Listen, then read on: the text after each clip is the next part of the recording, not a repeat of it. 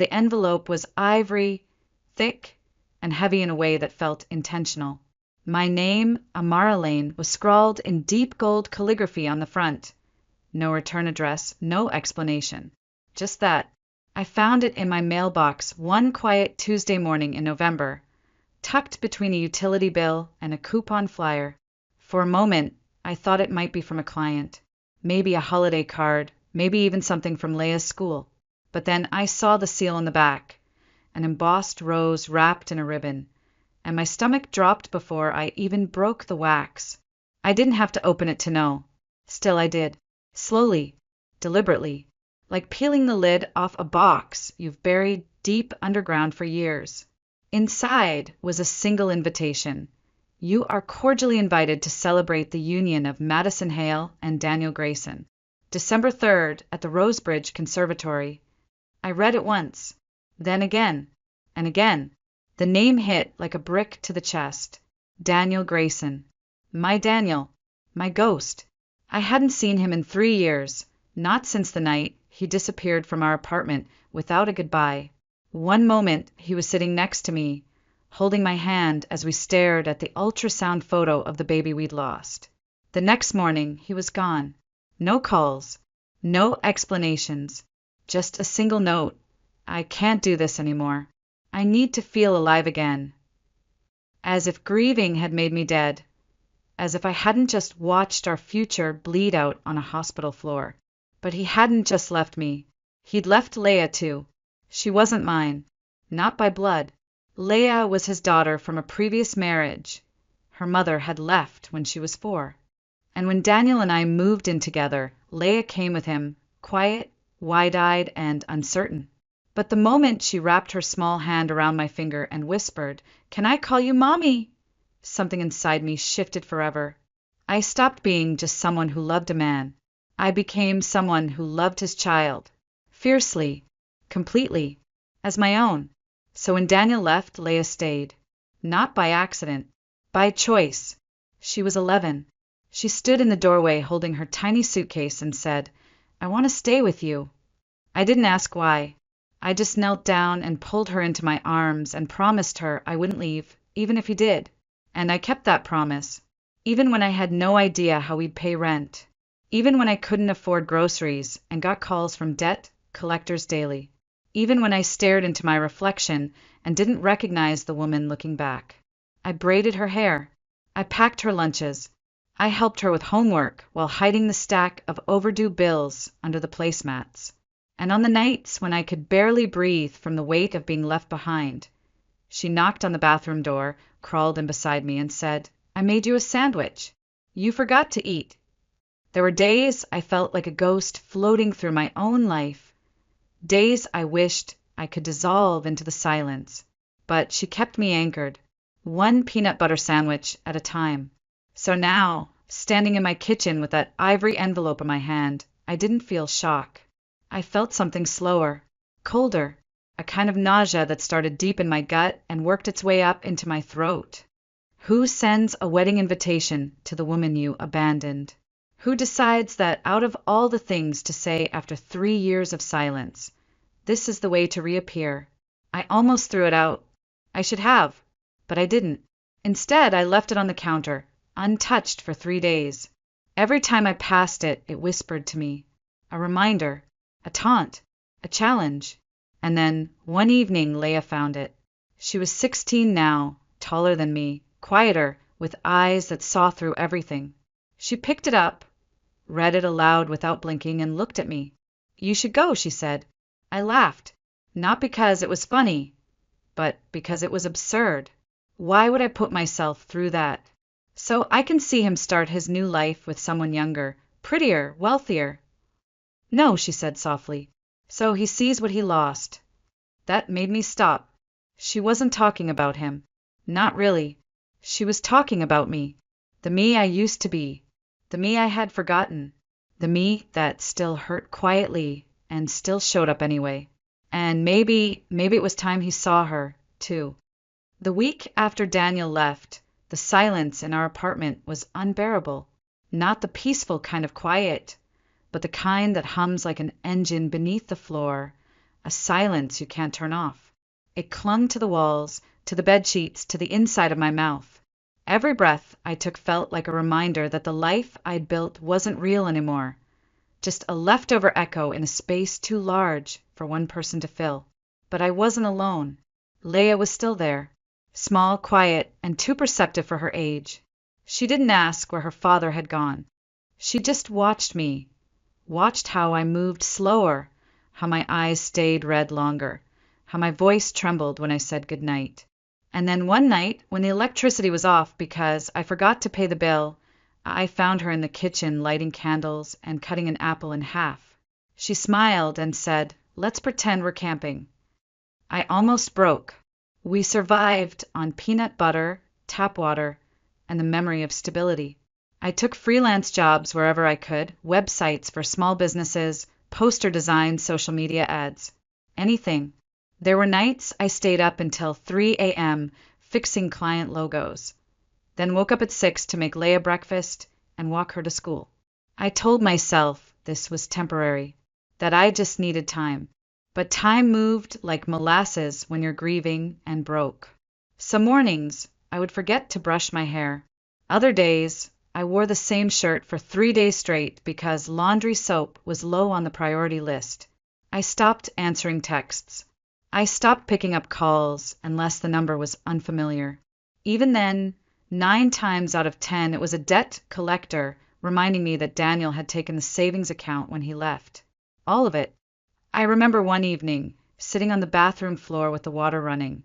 Not because I was showering, but because I didn't want Leia to hear me cry. My body shook, so hard I thought I might shatter. My chest burned. My arms were numb. The grief didn't come in sobs anymore. It came in waves of paralysis, like being underwater with no air in sight. Then a knock. Leia opened the door slowly, careful not to scare me. She was 10, barely up to my ribs. She sat down beside me with a paper plate in her hands. On it was a peanut butter sandwich, cut in half. "You forgot to eat," she said, placing it gently in my lap. I don't know what broke me more, the kindness or the fact that she noticed. I pulled her into me and held her tighter than I ever had. In that moment, I realized she wasn't just surviving with me. She was holding me together. After that night, I started therapy. I found a counselor who specialized in grief and abandonment. The sessions were hard, ugly even, but I showed up, week after week. I stopped lying to myself about being okay. I told the truth, that I was angry, that I was tired, that I was ashamed of how broken I felt. And little by little, the weight started to lift, not all at once, but enough to breathe. I downsized. We moved into a smaller apartment near Leia's school. I painted the walls soft green, bought secondhand furniture, and taped her art to the fridge. I got a used car that stalled in the cold but ran well enough. I said yes to more clients. I charged higher rates. I set boundaries. I laughed again. Real laughter, not the kind that stings when it ends. And through it all, Leia never wavered. She learned how to make pasta. She reminded me to take breaks. She told me when a client was being unfair and not to let them steamroll your worth. She stood beside me not just as a child, but as a witness to my rebuilding. And in doing so, she helped rebuild me too. We didn't talk about Daniel much. Sometimes his name would slip out during a story, a memory, a mention of an old restaurant we used to go to, but mostly he faded, the way a person does when they choose absence over effort, the way silence becomes a language in itself. And yet, I kept the ultrasound photo, tucked deep inside my desk drawer, wrapped in an old scarf. I couldn't look at it, but I couldn't throw it away either. Because even if the future I imagined had been erased, some part of it still lived in the choices I made every day. We survived. We adapted. We grew. And then, one day, without warning, came the envelope, the golden letters, the wedding. And I realized this wasn't the end of the story. It was the middle. The envelope sat on the kitchen counter for a full week before I touched it again. Every time I walked past it, I felt a tightening in my chest, like my lungs were trying to close in on themselves. Some nights I'd catch myself just staring at it, wondering who had really sent it. Was it Madison? Daniel? Some petty friend of his who thought pain made for a good punchline? I never found out, but deep down I knew what it was. A message, not an invitation. A message to remind me that I'd been replaced, that he'd found happiness without me, that I was disposable. I told myself I wouldn't go, that I had nothing to prove, that I'd already healed, or at least healed enough. But the truth was, healing doesn't always come in silence. Sometimes it demands confrontation. Sometimes it asks you to sit in the fire without burning. I left the envelope untouched until one night, Leah came home from school and saw it still sitting there. She didn't say anything at first, just walked past, set her backpack down, and opened the fridge. But a few minutes later, as she stirred leftover soup on the stove, she finally asked, "Are you going?" I didn't answer. Not right away. I was wiping down the kitchen counter, pretending to be busy. To what? She didn't flinch. The wedding. My fingers tightened around the sponge. "It's not a wedding," I muttered. "It's a performance." "So," she said, ladling soup into 2 bowls, "that doesn't mean you shouldn't be there." I turned to her, surprised by the calm in her voice. Why would I want to see him marry someone else? After what he did, after everything. Leah set the bowls on the table and sat across from me. "Because it's not about him." I scoffed. "Then what is it about?" "It's about you," she said. "Showing up, taking up space, not hiding anymore." I stared at her, 16 years old, wise beyond anything I'd ever been at her age. She didn't blink, didn't smile. She just looked at me like she'd already decided something, and I was the one who needed to catch up. And maybe she was right. For 3 years, I'd been shrinking myself, quieting my grief, smiling just enough so people wouldn't ask questions. I'd learned how to survive in the cracks, but I'd forgotten how to stand tall in the light. Maybe this was my chance to do that, not for Daniel, not for Madison, not for revenge, but for the woman I used to be, the one who loved fearlessly, who braided a little girl's hair every morning while the world fell apart. "Okay," I said quietly. "I'll go." Leah nodded, as if she'd known I would. "I already picked out your dress." I blinked. "You what?" She grinned, the first real grin in days. "I borrowed it from Aunt Mel. Navy blue. Classy. Makes your eyes look sharp." I laughed. A small, uncertain laugh, but a real one. "You're bossy." She shrugged. "I've had a good teacher." I should have known she'd planned this. Leah had always been the quiet kind of observant, the kind that noticed cracks in smiles and meaning behind silences. She wasn't just encouraging me to go. She was preparing me for it. Like she knew that this wasn't just a wedding. It was a reckoning. Uncle Malcolm, of course, agreed to drive us. He didn't ask many questions, he never did, but when I told him, his jaw tightened just slightly. "He's still a jackass then," he muttered. I didn't argue. The morning of the wedding, I stood in front of the mirror for nearly 20 minutes before putting on the dress. It was simple, but elegant, navy knee-length with sleeves that hugged just right. I hadn't worn heels in almost a year, but I slipped them on anyway. They made me feel taller, grounded, like I could face anything, even if I trembled the whole time. In the hallway, Leah wore her catering uniform, black slacks, crisp white shirt, hair tied back. She looked like a professional, but when she saw me, her face softened. "You look strong." I smiled. "I feel terrified." "Same thing," she said, handing me my coat. We didn't speak much in the car. The conservatory was 40 minutes away, nestled on the edge of a frozen lake. As we pulled up, the glass roof shimmered under the pale winter sun. Everything looked perfect. Too perfect. Like a fairy tale, desperately trying to convince itself it was real. I stepped out slowly, heels clicking on the stone driveway. Uncle Malcolm gave my shoulder a firm squeeze. "You're doing great," he said before heading off to park. Leah gave me a look that said everything, "Don't flinch." And I didn't. Not even when I saw Daniel through the window, laughing beside a woman with golden hair and a dress that sparkled like it belonged in a bridal magazine. Not even when every part of me whispered to turn around, because for the first time in a long time, I wasn't here for him. I was here for me. The Rosebridge Conservatory looked like something out of a magazine. Glass ceilings arching above imported orchids, candles floating in crystal bowls, a live string quartet playing soft classical pieces in the corner. The kind of place built to impress or to distract.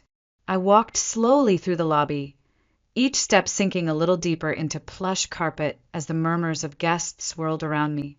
People in designer suits and glittering heels, laughter that sounded just a bit too bright, and that polished, practiced hospitality that comes when people are trying too hard to look like they belong. I saw Daniel before he saw me.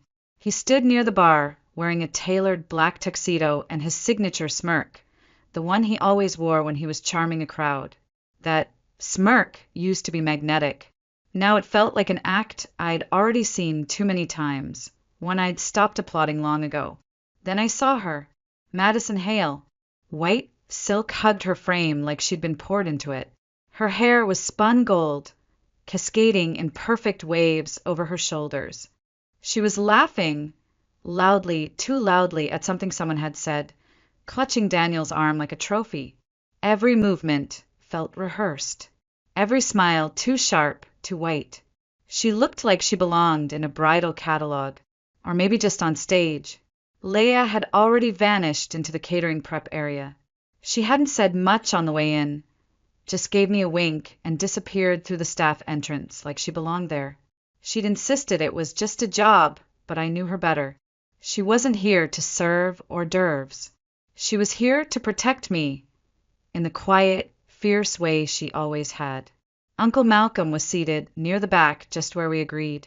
When he saw me enter, he gave a small nod. That was all I needed. A silent, grounding presence that said, "You're doing fine, even if it feels like hell." I slipped into the chair beside him and folded my hands tightly in my lap. My fingers wouldn't stop moving. I stared at the chandelier, the floral centerpieces, the embroidered tablecloths. Anything but the altar. But eventually I had to look. The ceremony began. The music swelled. The guests rose. And then Madison walked down the aisle like she owned the air itself.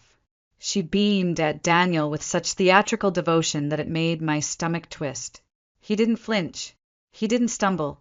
He recited his vows like he was reading from a teleprompter. Smooth, rehearsed, sterile. I didn't cry. I didn't blink. I just bit the inside of my cheek hard enough to taste blood, because for all the years I spent picking up the pieces of his life, I wasn't even a footnote in this one. The applause was loud. The kiss was dramatic. The photographers snapped a dozen shots in rapid succession.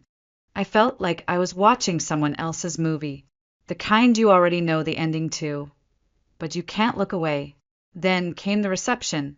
Waiters flowed like choreography. Champagne flutes clinked. Laughter echoed across the marble floors. I sipped water. Quiet. Still. Trying to make my body small enough to disappear. Leia passed by once, carrying a tray of bruschetta. Our eyes met. She didn't smile. She winked. That was enough. Then came the toasts. The best man went first, talking about Daniel's resilience, his loyalty, his sense of humor. I almost laughed. Almost. The maid of honor followed, gushing about Madison's heart, her kindness, her unwavering grace. And then Madison herself stood up, holding her glass high, and everything changed. "I want to say something," she said, her voice sparkling like her earrings. When I met Daniel, he was healing. He'd been through something painful. Someone had hurt him, damaged him, left him with scars. But I saw the real him, the man he could be if he was loved right. People chuckled softly. A few nodded. I felt my hands go cold. "He was broken when I found him," she continued, a smile tugging at her lips. "But I saved him. I healed him. And now he's finally whole." It was subtle, just a shift in the air. But I felt it. like the moment before a storm breaks, like the hush before lightning splits the sky. Every part of me was screaming, stand up, say something, throw your glass. But I didn't move, because the moment wasn't mine. It was hers. From the corner of my eye, I saw it, movement near the kitchen. One of the waitresses had stopped walking. Her jaw was tight, her fists clenched, and then she stepped forward toward the center of the room. Slowly, like she was walking through water. Leah. She removed her cap, held it in one hand, and raised her voice loud enough to slice through every clink of crystal and polished laugh in the room. "I'm his daughter," she said, "and I have something to say." Every sound in the ballroom stopped. Forks froze midair. Laughter turned into stunned silence. People turned in their seats, necks craning toward the young girl in the black apron and white button-up shirt now standing alone beside the dance floor.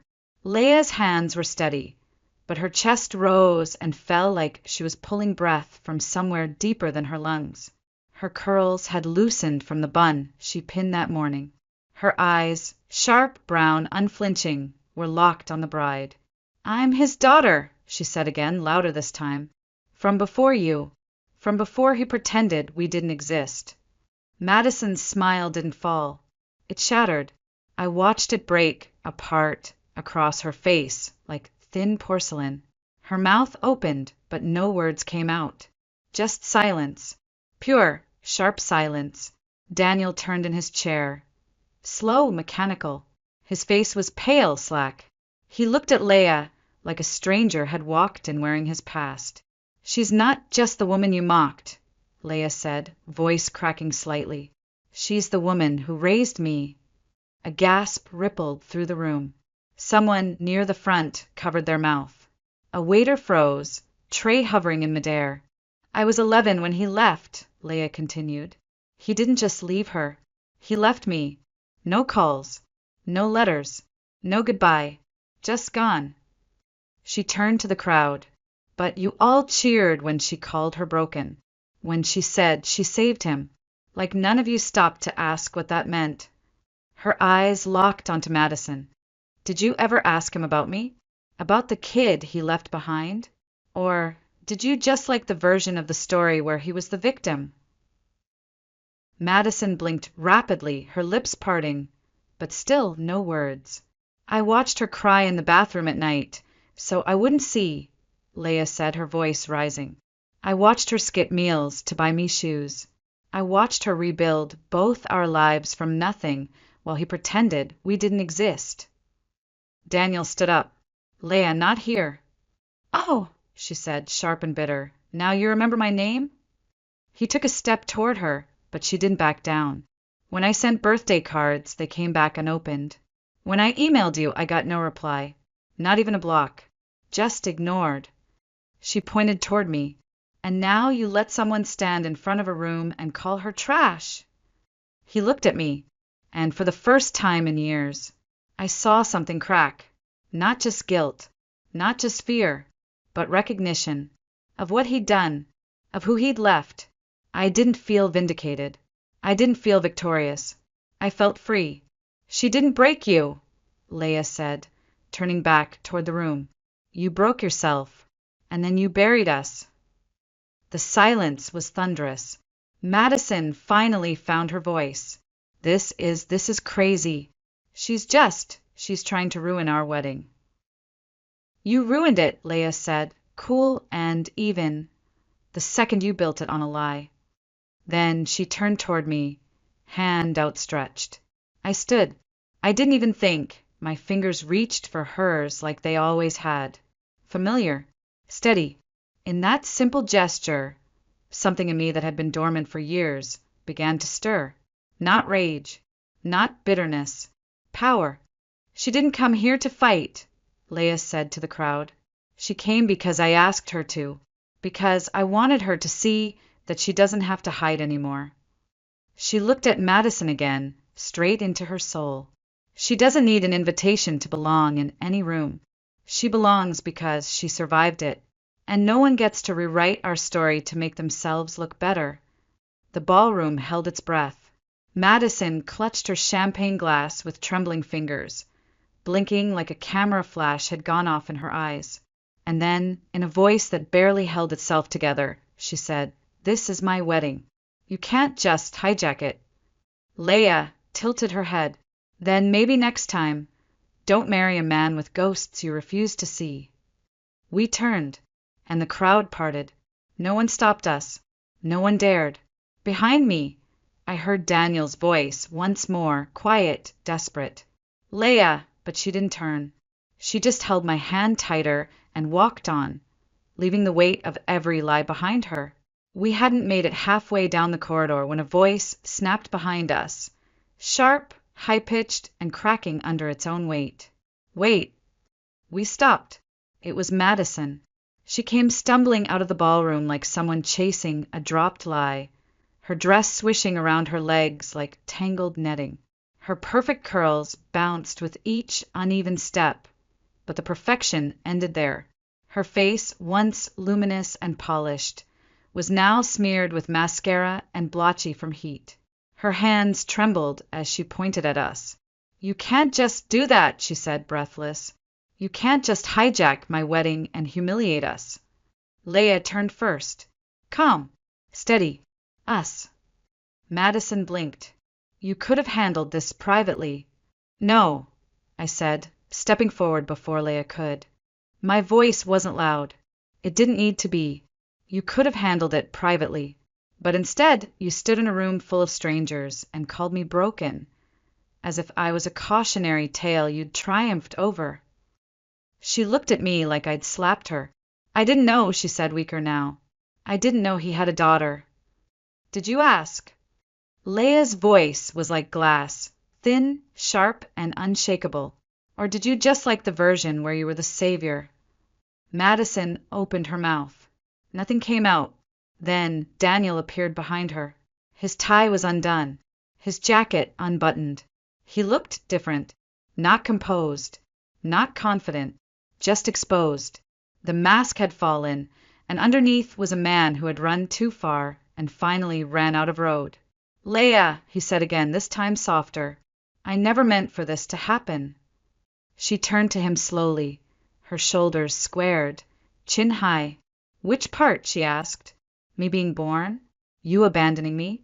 Or standing there while someone else tried to erase everything I am?" He flinched. "I thought I was protecting you." "By disappearing," she snapped. "You didn't protect me. You erased me." Then he looked at me. For the first time since we'd arrived, his eyes finally found mine. I was broken, Amara," he said quietly. "You know I was." I didn't deny it. "I was too," I said. "But I didn't leave." The air changed between us. The tension didn't spike, it settled. The truth had been laid down so simply, so cleanly, that it didn't need decoration. There was no argument left to make, no way to spin it. He ran. I stayed. "I can't take it back," he whispered. "No," I replied, "you can't." Then Leia spoke again, but this time her voice softened. "You know what I used to tell myself," she said, stepping closer. "That maybe something happened to you. That maybe you died. Because it was easier to imagine you were gone than to believe you were alive and just didn't care." Daniel's face crumpled. His mouth opened, closed. He looked down at his shoes, the floor, the trail of his choices. But what came next none of us expected. Leia stepped closer again. She didn't scream. She didn't cry. She looked him in the eye and said, "I forgive you." His head shot up. You do." "Not for you," she said. "For me. Because carrying your absence has been exhausting. And I'm done." He swallowed hard, eyes glistening. "You're incredible, you know that?" She turned slightly, pointing at me. "I know. She made me that way." And in that moment a new silence fell, not heavy like shame, but still like peace, like something sacred had just been named aloud. Madison stood off to the side, arms folded, eyes darting. "So what now? You just walk away and pretend none of this happened?" Leia tilted her head. "No. We walk away and let you sit in what you built." And I added, "If you wanted a perfect story, you should have picked someone with nothing to hide." Neither of them said another word. We turned, walked toward the exit. Outside, the sky had begun to drizzle, a soft, silver rain that painted the sidewalks like watercolor. But we didn't run for cover. The storm we just walked through wasn't falling from the sky. It had already passed. Uncle Malcolm was waiting by the car. He didn't ask questions. He just looked at Daniel, still standing in the entryway, and gave us a slow, proud nod. "Well," he muttered as we opened the door, "guess that's what you'd call a mic drop." Leah laughed. I laughed with her. Not bitter, not forced. Real. For the first time in a long time, real. We didn't speak much on the drive home. The rain tapped gently against the car windows, a soft percussion that filled the silence with something almost comforting. Leah leaned her head against the glass, watching the blur of headlights and empty streets pass us by. I sat beside her, hands folded in my lap, feeling light. Not happy, not relieved, just light, because for the first time in 3 years, I wasn't carrying the weight alone. When we got home, Leah headed straight for the shower. I stayed in the kitchen, staring at the faint ring on the counter where that ivory envelope used to sit. The invitation was long gone, but its echo still lingered, not as a wound, but as a marker of where something had ended and something else had begun. The next morning, the world began to catch up. It didn't happen in headlines. It didn't make the papers, but it was everywhere, quietly, discreetly, unstoppably. Grainy phone videos started popping up online. One labeled, "Waitress shuts down bride's insult with epic speech." Another, "Bride gets humbled at own wedding." There was no audio in some clips, but you didn't need it. You could see the fear in Madison's face, the stillness in Daniel's, the fire in Leah's, and the woman in the navy blue dress standing silently beside her. Me. I didn't post them. I didn't need to. The truth has a funny way of traveling on its own. People messaged me, friends I hadn't heard from in years. Some apologized for losing touch after Daniel left. Others just said, "You were so brave." But I didn't feel brave. Not at the wedding. Not when Madison mocked me. And not even when Leah stood up and shattered the script. I felt like someone who had finally stopped trying to disappear. I never heard from Daniel again. No follow-up call. No letter. No long-winded attempt to explain himself. And honestly, I don't think he had anything left to say. His story had already been written. Not in the vows he recited, not in the lies he told, but in the silence that followed his departure. That was his chapter, and we were done reading it. As for Madison, her name made the rounds in gossip circles for a few weeks. Enough to bruise. Enough to remind her that pretending someone doesn't exist doesn't erase them. It just postpones the reckoning. I heard from someone at the venue that she left the reception early. Said she wasn't feeling well. But I know better. The truth doesn't just hurt. It lingers. It settles in your bones. And when spoken clearly, it echoes. A month later, Leah showed me a podcast teaser. Madison's voice. For girls who think they don't have a voice. The irony made me laugh. Leah just shook her head. "Let her talk," she said.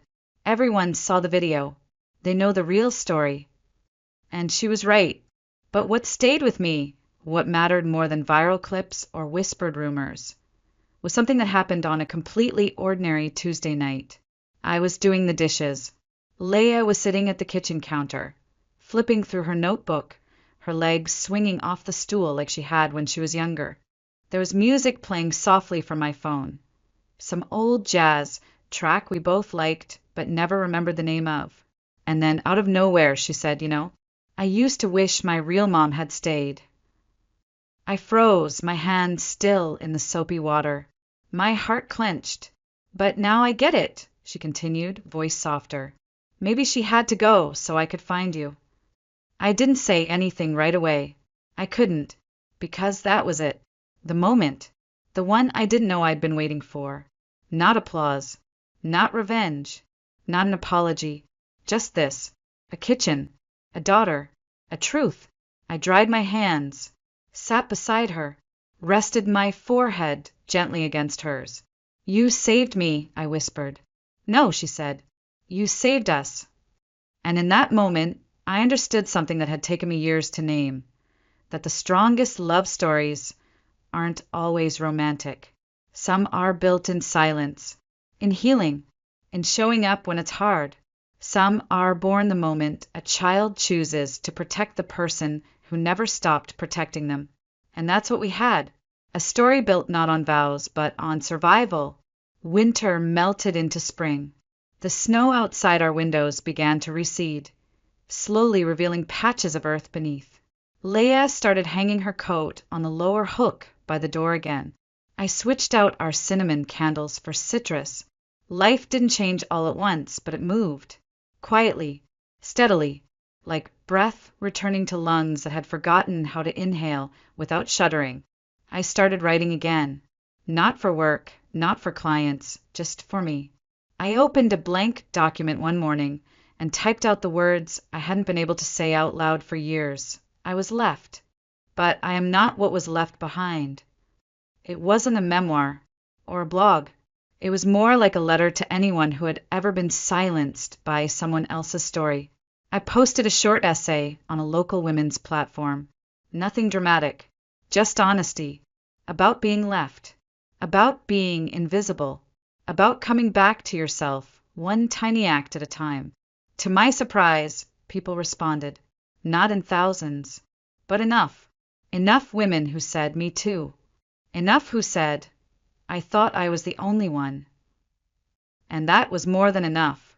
One woman sent me a photo of her kitchen table covered in bills and a peanut butter sandwich. Your daughter reminded me of mine, she wrote. She fed me when I didn't have the strength to feed myself. I printed that photo, framed it, put it above my desk, because healing doesn't always look like triumph. Sometimes it looks like survival with buttered bread. We still didn't talk about Daniel much. Sometimes his name would slip out in stories. Sometimes Leia would ask about a song he used to play, but mostly he faded, not because we pushed him out, but because we no longer needed to carry the shape of his absence in our daily breath. And Madison? She eventually launched her podcast. I listened to one episode, just one. She talked about reclaiming narratives and choosing joy. I didn't feel anger. I didn't roll my eyes. I just closed the app. Some people need to perform closure. Others just live it. One evening, Leia and I were out walking. Something we'd started doing together on Sundays, no phones, no distractions. She was talking about college applications, about maybe majoring in psychology. I asked why, and she said, I think I want to help people feel seen, like you did for me. I stopped, turned to her. You make me proud every day, I said. She smiled without looking at me. I know. And she did. That night, as we walked home, the sky was wide above us, dark but not heavy. The stars came out slowly, blinking into view like they'd been waiting for an audience. Leia reached for my hand and didn't let go. She didn't need to. I wasn't walking ahead anymore, and she wasn't walking behind. We were walking side by side. Later, as I curled into bed, I thought about how easy it would have been to let that wedding rewrite our history, to let a single woman's speech define who I had been. But truth doesn't belong to the loudest person in the room. It belongs to the one who keeps showing up. If you're listening to this now, if you've ever been the one who got left, overlooked, or erased, know this. You are not broken because someone walked away. You are not worthless because someone couldn't recognize your worth. You're still here, and that's everything. Because strength doesn't always look like a comeback speech or a viral moment.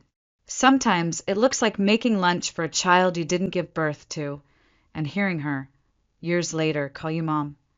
Sometimes it looks like walking into a room where no one wanted you and leaving as the only one who told the truth.